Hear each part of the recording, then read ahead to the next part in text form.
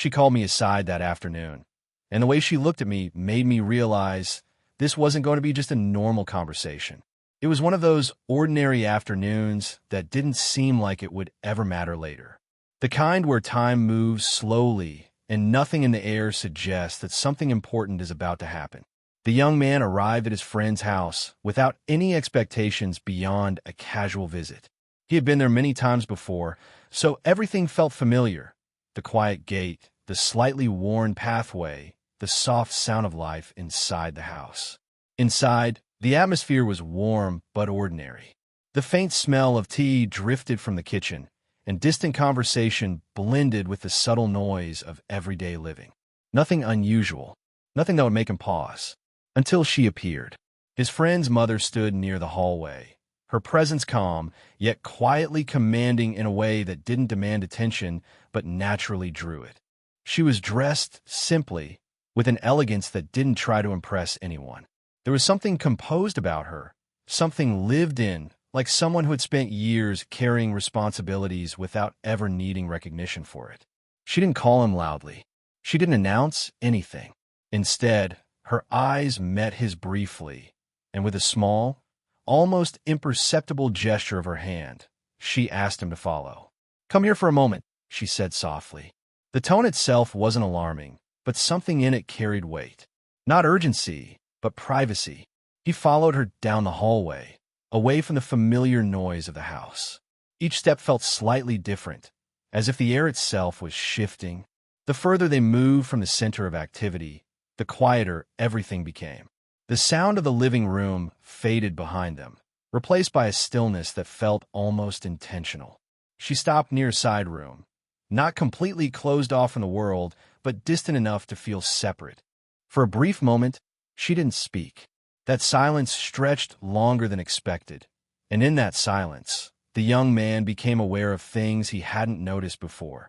The softness of the light on the walls, the faint sound of rain beginning somewhere far outside, and the way she seemed to hesitate before turning fully toward him. Then she finally spoke.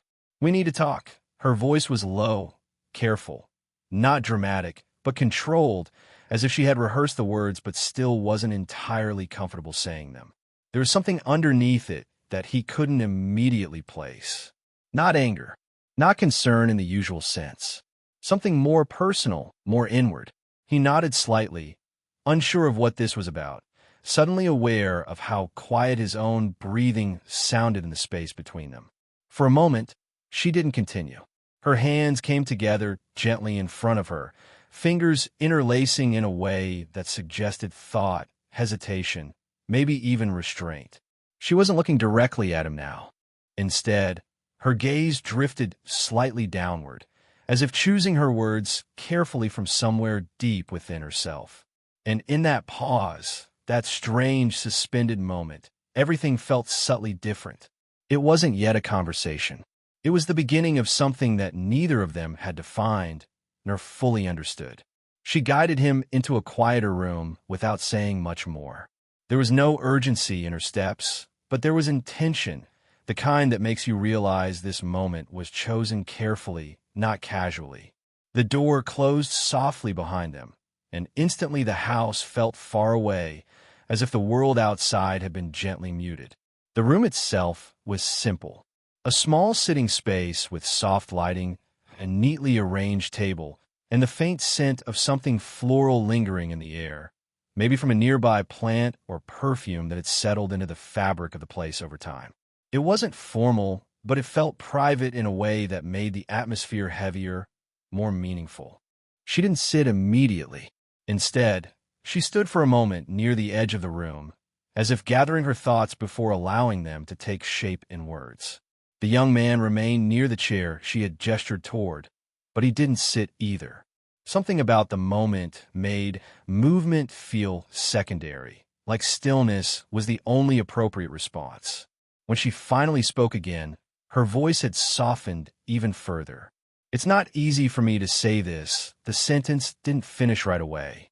She looked toward the window instead of him, as though the outside world might help her find the right phrasing. Light filtered in gently, touching her face in a way that made her expression seem more vulnerable than before. He stayed quiet, not because he had nothing to say, but because something in her tone told him this was not a conversation meant to be interrupted. After a pause, she continued, this time more grounded but still careful. It's about my son and how things have been lately. Her words were practical on the surface, but her pauses carried something unspoken. There was concern, yes, but also something deeper, a kind of emotional fatigue that didn't fully belong to the topic she mentioned. The young man noticed it instinctively, the way her shoulders lowered slightly when she spoke, the way her fingers lightly touched the edge of the table, as if anchoring herself. He nodded once, slowly, encouraging her to continue without pressure. But the conversation didn't unfold in a straight line. Instead, it drifted. She spoke about everyday things, routines, small worries, moments that seemed insignificant when told one by one, but together painted a picture of someone who carried too much silently.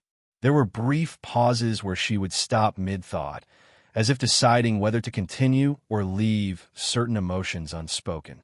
And between those pauses, something subtle began to form, not in what was said, but in what was left unsaid. The young man found himself listening differently now, not just to the words, but to the silence between them. There was a shift happening, quiet but undeniable. She wasn't just talking to him as a guest in her home. There was a layer of honesty in her voice that felt personal, almost unintended. At one point, she finally sat down, smoothing her dress lightly as she did. The movement was small, but it changed the rhythm of the room. It made the space feel less formal, more human. He followed after a moment, sitting at a respectful distance. Still aware, still careful. It's something about the atmosphere had softened. The conversation had begun as something ordinary, but now it felt like it was slowly moving into a space neither of them had fully defined, a place where words were only part of what was being exchanged. At first, she tried to maintain her composure the way people do when they've learned to carry emotions quietly for years. Her voice remained steady, her posture controlled, and her words carefully chosen. But there are moments in conversation where control doesn't disappear suddenly. It begins to soften at the edges like fabric slowly loosening after being held too tightly for too long. It started subtly. She was speaking about her daily life again.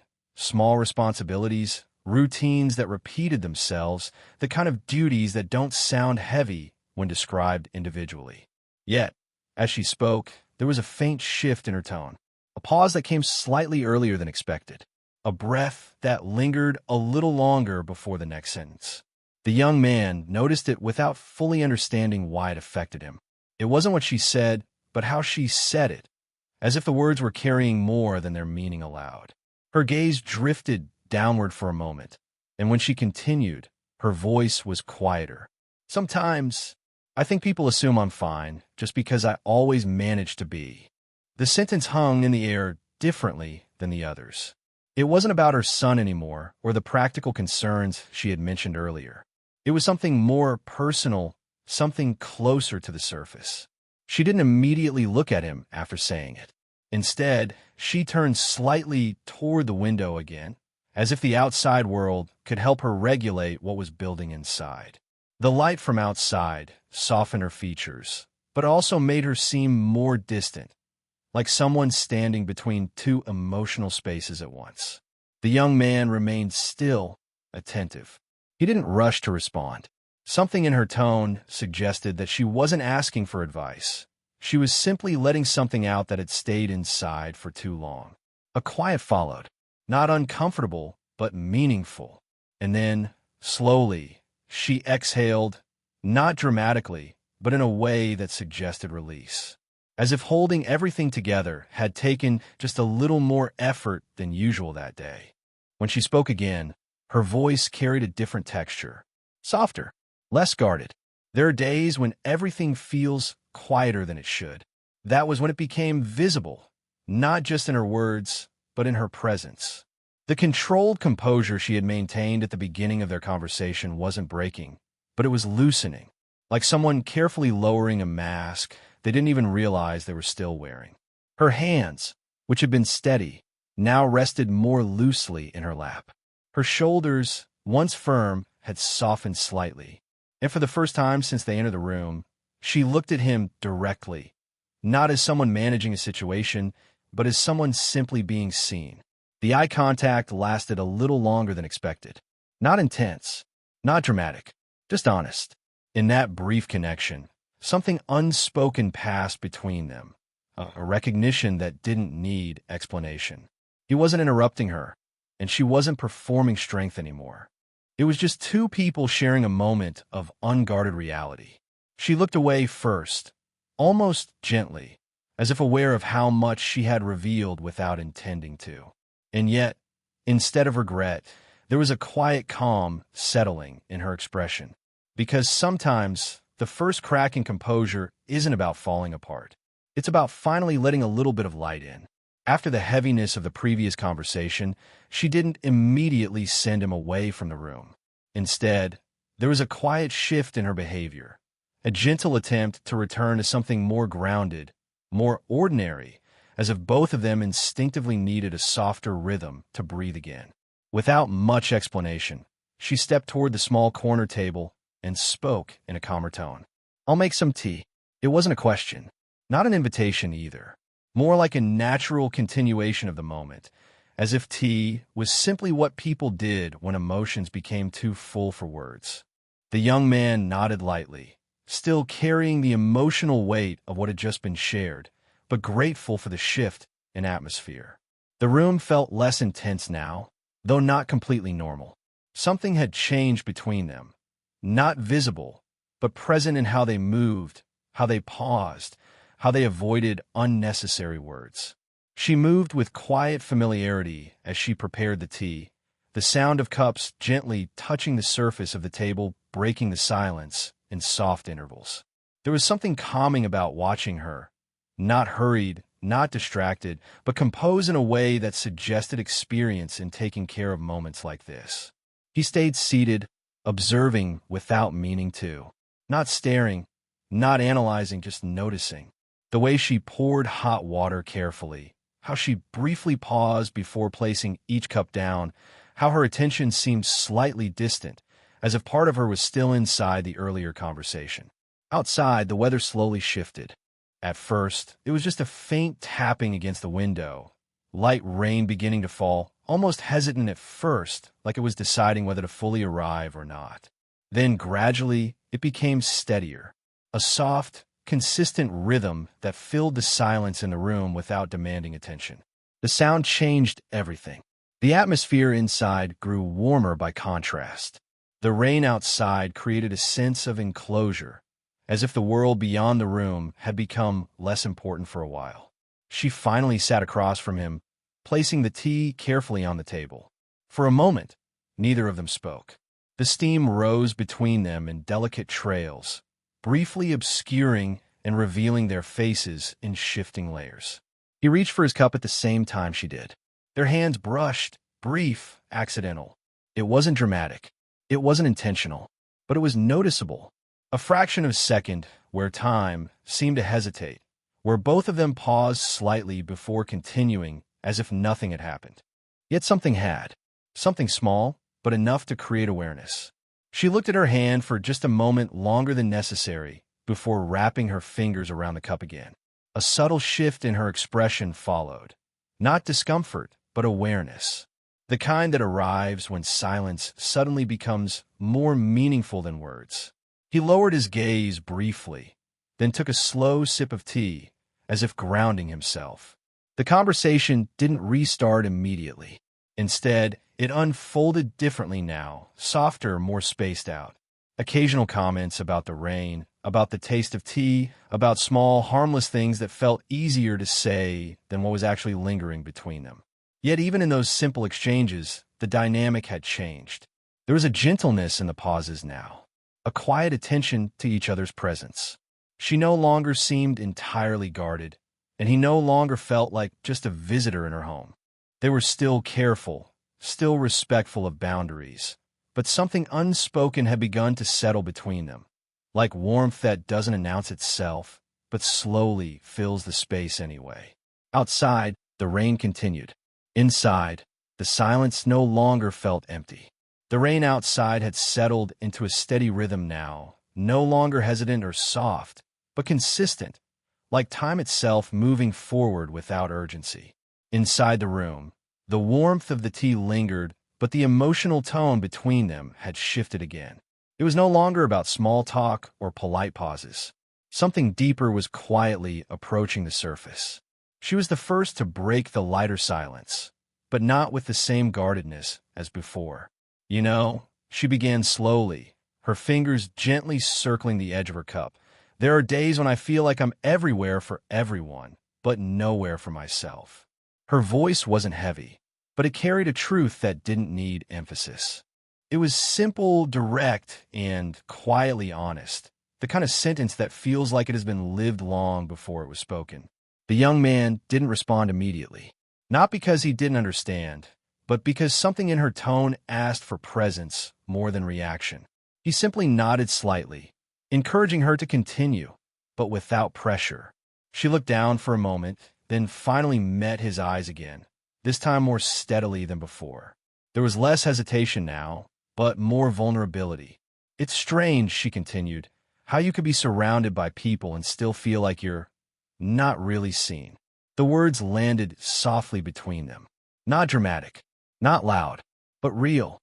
For a moment, neither of them spoke. The silence this time felt different, not tense, not uncomfortable, but deeply attentive. It was the kind of silence where emotions are being processed rather than avoided. The young man felt something shift inside him, not attraction in a simple sense, but recognition. A quiet understanding of what it means to carry things alone without showing them. He finally spoke, his voice calm but sincere. "Sometimes, people who seem the strongest are the ones who've just learned how to hide the weight better." As soon as he said it, the atmosphere changed subtly again. Not abruptly, but like something inside the room softened. She didn't respond right away. Instead, she looked at him more closely this time, not evaluating, not analyzing, but listening in a way that felt deeper than words. Her expression wasn't guarded anymore. There was something in it that resembled relief, even if faint and unspoken. Their eye contact held longer than before. Not intense, not forced, just steady. In that moment, the distance between them didn't disappear, but it became less important. Age, roles, labels, everything that usually defined their boundaries, felt briefly suspended in the background. She exhaled slowly, almost as if something she had been carrying internally had loosened its grip. "I didn't think I would say that out loud," she admitted quietly, a faint, almost self-aware smile touching the edge of her expression. There was no expectation in her voice, no request, just acknowledgement. The young man shook his head slightly, gently. "I'm glad you did." The words were simple, but they carried weight in their simplicity. She looked down again, but this time there was calm in her posture. Not withdrawal, but acceptance. The emotional distance that had defined the beginning of their conversation had not vanished, but it had transformed. It was no longer a wall. It was space shared, understood, and quietly respected. Outside, the rain continued its steady fall, but inside, something had changed shape. Not resolved, not defined, but undeniably understood between them. A moment of emotional truth that neither of them would easily forget. For a brief stretch of time, the room had felt suspended from reality, as if only emotion existed and everything else had quietly stepped aside. But moments like that never last untouched. Reality doesn't interrupt loudly. It returns gently, almost respectfully, reminding both people of what still exists beyond the walls. It began with a silence that stretched a little too long. She was the first to look away. Not suddenly, not awkwardly, but slowly, as if something inside her had reminded her of where she stood in life. Her fingers, which had been resting loosely around the cup, tightened just slightly. The warmth of the moment was still there, but now it carried weight, awareness returning in small, careful waves. Her gaze drifted toward the window again, where the rain continued to fall steadily. But her expression had changed. The softness from before didn't disappear, but it was now layered with something more complex, thoughtfulness mixed with restraint. The young man noticed the shift immediately, not because anything had been said, but because the energy between them subtly reorganized itself. The openness they had shared a moment ago didn't vanish, but it no longer expanded. It settled. She finally spoke, her voice quieter than before. "I should check on my son." The sentence was simple, ordinary, but it landed differently now. It wasn't just a responsibility, it was a reminder, a boundary gently placed back into the room without accusation or regret. He nodded slowly, understanding without needing explanation. Of course, reality was still there. Her role as a mother, his place as a guest. The structure of their connection, unchanged on paper, still intact in the world outside their conversation. She stood up from her seat after a moment, smoothing her dress with a small, habitual gesture, the kind people make when they are collecting themselves. But her movements were slightly slower now, as if she was carrying the after weight of everything that had been said. The room felt different again. Not colder, just more defined. She didn't speak immediately after standing. Instead, she hesitated briefly, as if unsure how to transition from emotional openness back into everyday structure. That hesitation revealed more than words could have. It showed that leaving this moment was not as simple as returning to routine. The young man rose as well, out of instinct more than necessity. There was a brief pause between them, a space filled with everything they could not say out loud. She finally looked at him directly, not with the earlier emotional intensity, but with something softer and more composed. There was understanding in her eyes now, but also awareness, a quiet acknowledgement that what had been shared existed, but could not define what came next. "We shouldn't stay in here too long," she said gently. Not as a rejection, as a return. He nodded again, this time more firmly, accepting the shift without resistance. He understood without needing it explained. Whatever had formed between them in that room was real, but reality had its own structure, its own limits, its own expectations waiting outside. As they walked toward the door together, the atmosphere had changed once more. Not broken, not erased, but contained. She opened the door slowly. The sound of the house outside re-entered the space, distant movement, faint voices, life continuing exactly as it should. Before stepping out, she paused for just a moment longer than necessary, not looking back fully, just enough to acknowledge what had happened without naming it. And then she stepped forward, returning to the world she belonged to, carrying the quiet weight of everything she had just revealed, while he remained behind for a moment longer, standing in the echo of a conversation that neither of them would forget, even if they never spoke of it again. The hallway felt different now, not because anything had physically changed, but because something between them had. The same walls, the same muted household sounds, the same familiar structure of the house. Yet the emotional atmosphere carried a quiet aftertaste, like a conversation that continues even after words stop. She walked slightly ahead of him, guiding him back toward the entrance without urgency. Her steps were calm, controlled again, but not as effortless as before. There was a subtle awareness in the way she moved, as if every step required a little more thought than usual. The young man followed in silence. Not uncomfortable silence, just a reflective one, the kind that forms when too many emotions have been spoken without ever being fully explained. As they reached the doorway, the outside world became visible again. The softened light after rain, the faint freshness in the air, the distant sound of life continuing beyond the house. It felt like crossing between two different states of reality, one where everything had been carefully contained, and one where everything had to remain ordinary. She stopped near the door, but didn't open it immediately. For a moment, neither of them moved. This pause felt heavier than the earlier ones, not because of tension, but because of understanding. Something had been shared in that room that couldn't be repeated casually nor erased easily. And now, both of them stood at the edge of returning to normal life, carrying it quietly inside themselves. She finally spoke, her voice softer than before. "Thank you for listening." It wasn't a formal thank you. It wasn't polite in the usual sense. It carried sincerity, the kind that comes from someone who rarely says what they truly feel out loud. He nodded, unable to immediately find words that matched the weight of the moment. "You didn't have to say all that," he replied gently after a pause. "But I'm glad you did." There was no dramatic reaction from her, just a small, almost unnoticeable change in her expression, something between relief and quiet acceptance. She lowered her gaze briefly, as if processing the fact that she had allowed herself to be seen more than she usually does. Then she reached for the door. But before opening it fully, she hesitated again, a fraction of a second longer than necessary. In that brief hesitation, something unspoken passed between them once more. Not a confession, not a promise, but awareness. A mutual understanding that what had happened in the room would not be spoken of casually, yet would not disappear either. She turned the handle slowly and opened the door. The outside air touched both of them at once, cool, fresh, grounding. He stepped slightly forward, then paused just before fully leaving. There was a final exchange of glances, steady, calm, restrained. No urgencia, no confusión, just recognition. Her voice came softly one last time. "Take care."